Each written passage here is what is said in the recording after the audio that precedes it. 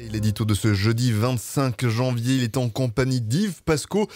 Et avec vous Yves, Laurence Aubran. Bonjour Laurence. Je sais plus trop. Dans quel sens on le... Bonjour Simon, la recette miracle, enfin on croit. Bonjour Yves Pasco. Bonjour Laurence Aubran. Alors ce matin, vous nous parlez de la recette miracle pour gérer et surtout limiter la migration. Eh oui Laurence, et cette recette miracle s'appelle la politique de développement. Les acteurs européens le disent depuis des années. Les principales causes, ou ce qu'on appelle les causes profondes en jargon européen, des migrations irrégulières et forcées sont la pauvreté, l'insécurité, les inégalités et le chômage. En s'attaquant à ces causes, l'aide au développement doit améliorer les conditions de vie dans les pays d'origine et par conséquent réduire la migration, CQFD. Et ce n'est pas le cas. Eh bien, vous commencez à me connaître, Laurence, et j'aurais tendance à vous répondre que c'est plus compliqué que ça. Je serais même tenté de vous répondre, ça dépend. D'accord, mais ça dépend, ça ne m'éclaire pas beaucoup sur la suite. Laurence, la décision de migrer dépend de plusieurs facteurs qui peuvent se combiner et qui relèvent à la fois de la personne et du contexte. Parmi ces facteurs peuvent notamment être cités l'histoire migratoire de la région d'origine. Est-ce une région dans laquelle l'immigration est instituée ?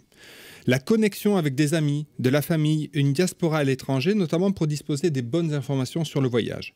La capacité de payer le voyage ou encore l'existence d'opportunités locales qui rendent le projet migratoire moins attractif.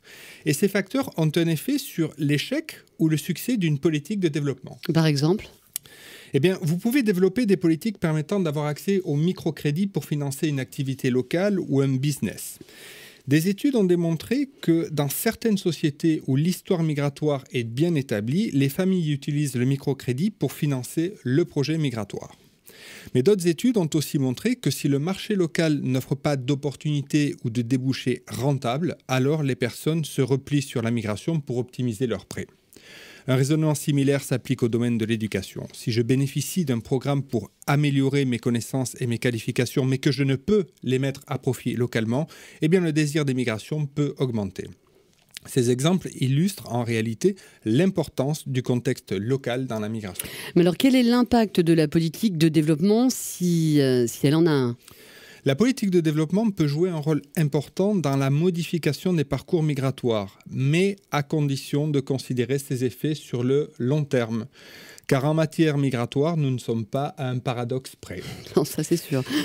En fait, une bonne politique de développement a peu de chances de réduire l'immigration dans le court terme. Au contraire, elle permet à un nombre plus important de personnes d'acquérir de meilleures connaissances ou qualifications et des moyens financiers plus importants. Et ces personnes bénéficient de meilleures conditions pour migrer. Ce n'est en fait que sur le long terme, lorsque les conditions locales rendent le parcours migratoire moins attractif, que l'immigration décline. C'est ce qu'on appelle the migration hump ou la bosse migratoire. Donc plus de développement égale plus de migration dans le court terme. C'est ce que de nombreuses études démontrent.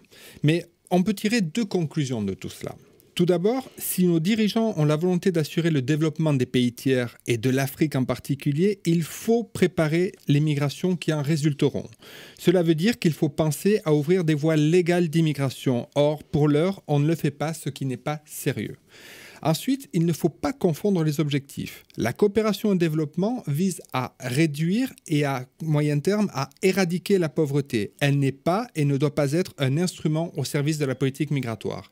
Si cela devait être le cas, comme cela en prend la voie, le risque existe de n'atteindre aucun des objectifs recherchés, qu'il s'agisse de la lutte contre la pauvreté ou encore de la gestion des migrations. Merci beaucoup Yves Pasco, on vous retrouve la semaine prochaine.